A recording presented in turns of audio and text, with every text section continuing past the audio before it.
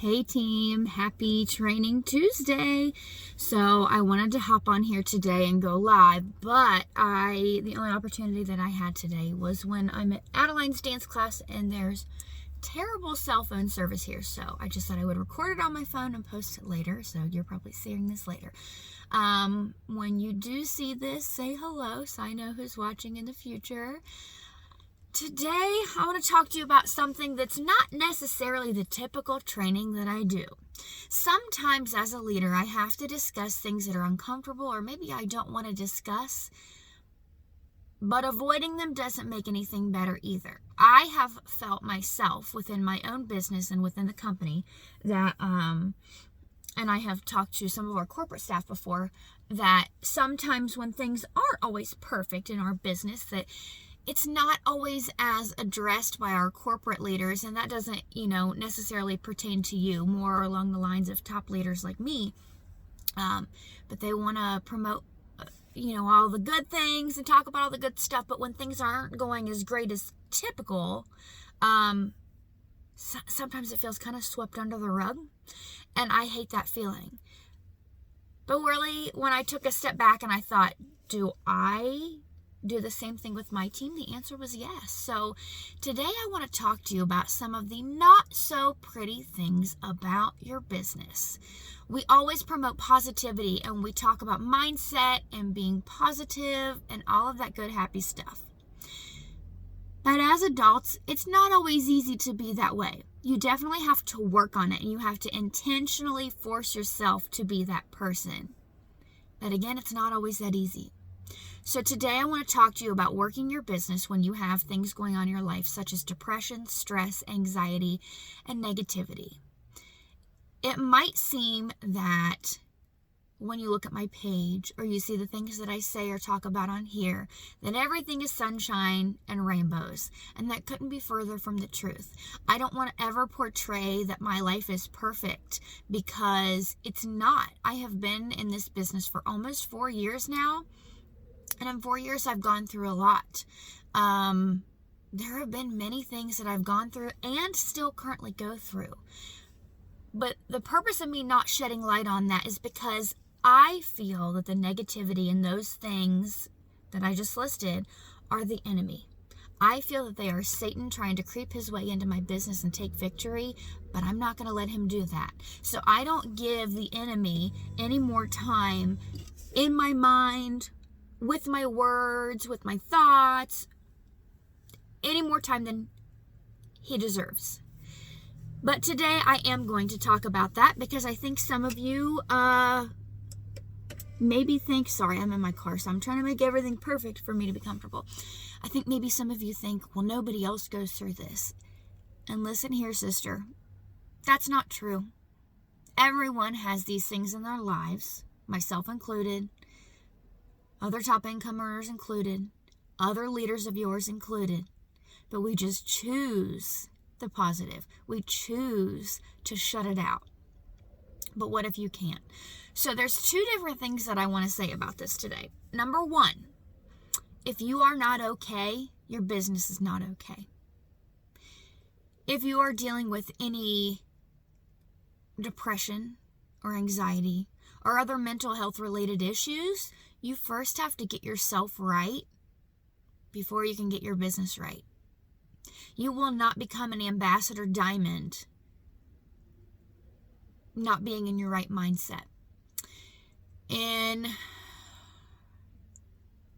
2019, during the summer, so just last summer, I allowed myself to go into a downward spiral, for lack of a better term. I was doing things that was not benefiting my mental health and well-being. I did not put restrictions on my business, so I was constantly trying to keep my head above water. I was not shutting things off when I should. Example, I would say, I'm going to do a power hour with my team from 10 to 11 p.m. And then at 12:30 here, I still was sitting in my office working. What other things did I do? I didn't take time for myself ever. not only did I think that it was selfish, but I thought any extra time that I had should be spent working towards my goals on my business. And if it wasn't making me money, it was not benefiting me in any way. A lot of reds, that's their mindset. And if you're a red and that's how you see things, or even if you're not a red and that's how you feel, you're going to run yourself straight into the ground. And again, you have to be right for your business to be right.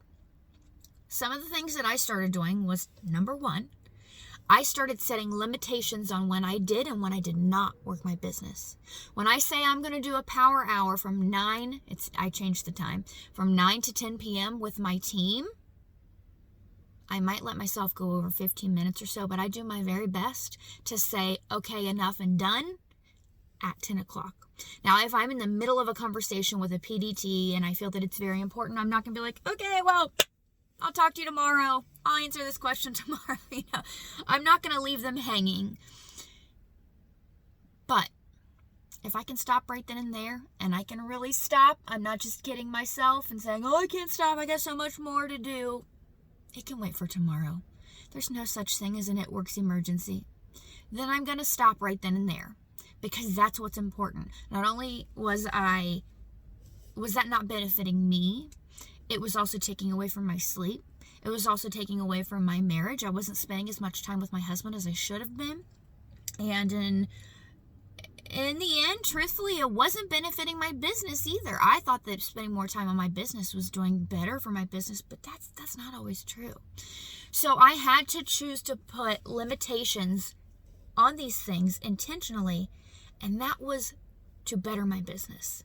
Even though I thought it's going to be worse because I'm not spending as much time, that wasn't true. So I started making sure that I was giving myself time frames.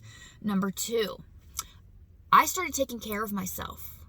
There was one day, this is not something I like to talk about, but again, I'm trying to be very open with you guys. There was one day that I was sitting in my office. I felt extremely overwhelmed. I remember this day vividly. And I just had a complete meltdown. I mean, losing my mind, crying, hyperventilating, meltdown.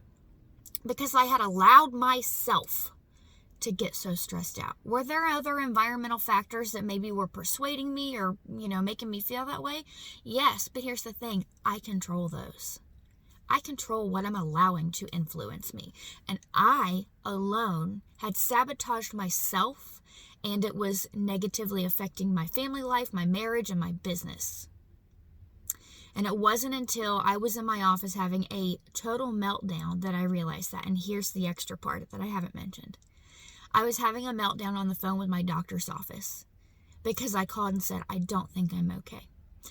I think that I need an appointment. I think I need to come in and talk to someone. And they set me up an appointment, and not even 5 minutes later, my doctor's office was calling me, asking if I was suicidal or if I thought that I needed to go to the ER, if they needed to call someone for me, if I was by myself, asking, how not okay are you? Luckily, I was not, on the verge of anything life-changing, but I was not okay.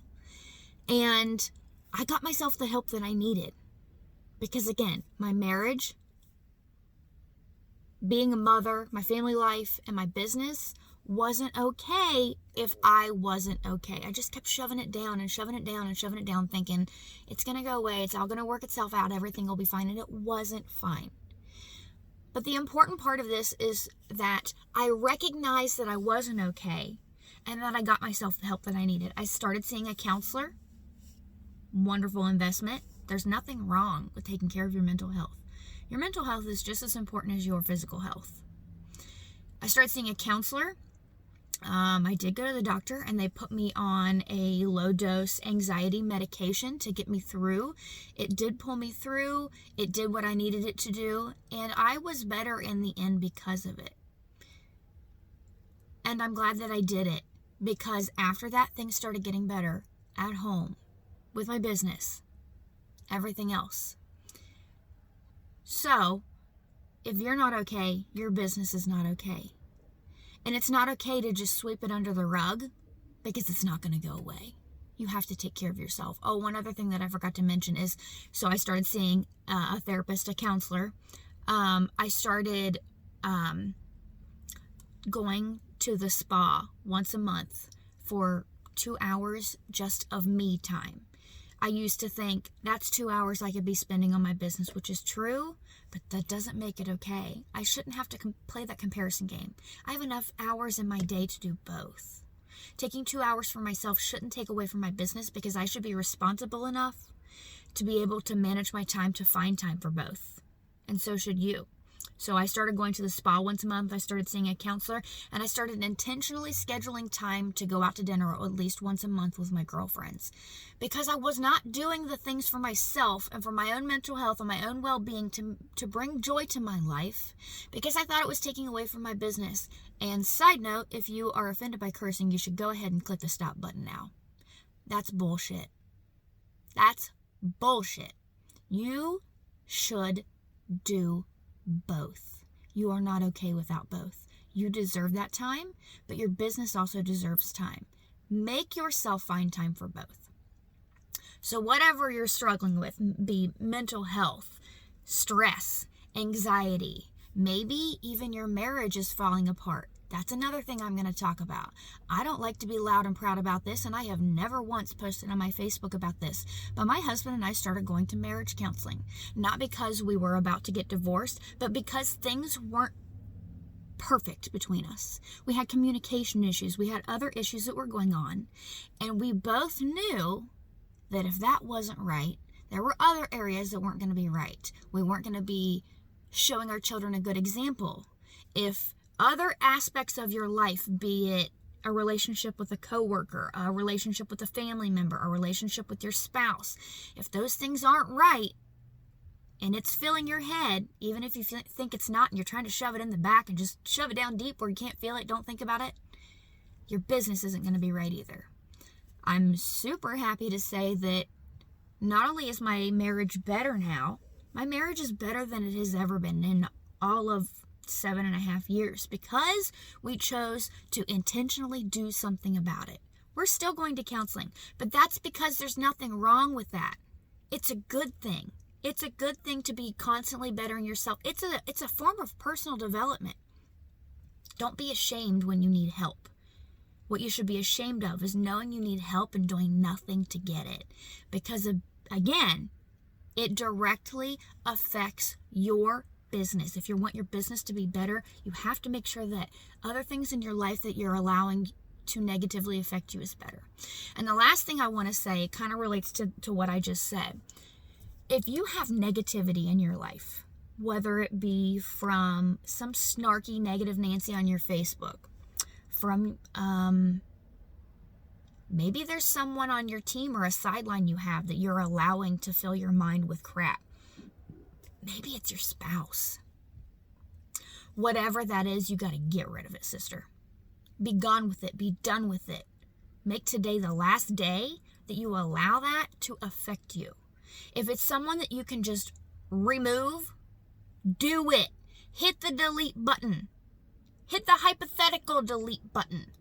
Get rid of the negativity. You can't live in a positive world. You can't have a positive business. You can't have a positive mindset if you are allowing other negativity to be around you and to consume you. It might be hard at first. You might piss some people off. They weren't meant to be a part of your close circle if they're not benefiting you, if they are not helping you. Now, I am going to tell you, if it's somebody that you can't get rid of, like your spouse or a parent, you have to learn to control it. Control what you can, and what you can't, let it go. My own mother, I'm in the top 150 of this company, and whether you know this or not, my own mother, still to this day, does not appreciate what I do. She actually doesn't even know I'm in the top 150, because there came a point in time in my business that I would try to tell her things hoping that she would say, "Wow, I'm so proud of you." And she would be like, "Okay, all right." And that would hurt me, But I realized by telling her these things and looking for that was just an insecurity within myself. I kept reaching out, hoping for positivity, positive feedback from her, encouragement, and I wasn't getting that. So I had to stop. I had to stop telling her those things because I can control that. I can control telling her those things and her giving me a negative response. If I cut that shit off and I don't tell her anything anymore and I say I don't need her approval, I'm not going to get the negative feedback. So I removed her from my business. Does she still tick me off all the time? Hell yes. Have you met my mother? But she has no part of my business.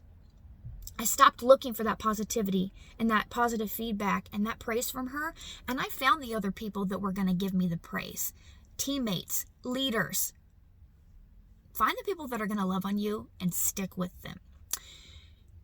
Now, I can't say I've ever dealt with this, but I have dealt with I've helped people through this that have dealt with this. If it's your spouse, shout out to my husband, Curtis. I love you. You have always supported me since day one.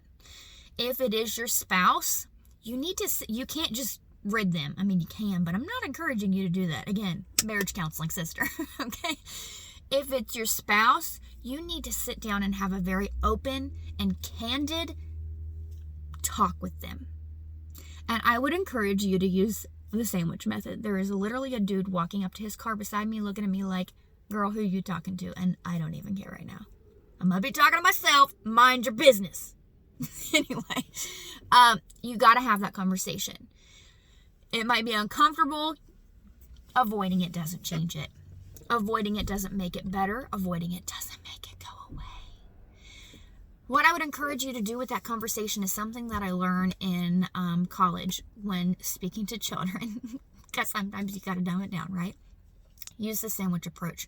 Positive, negative, positive. If you go straight into it thinking that you're going to criticize them and your whole purpose of the conversation is to tell them what they do wrong, it's not going to be a conversation. It's going to be an argument and you're just going to end up pissed off and nothing's going to get better in the first place.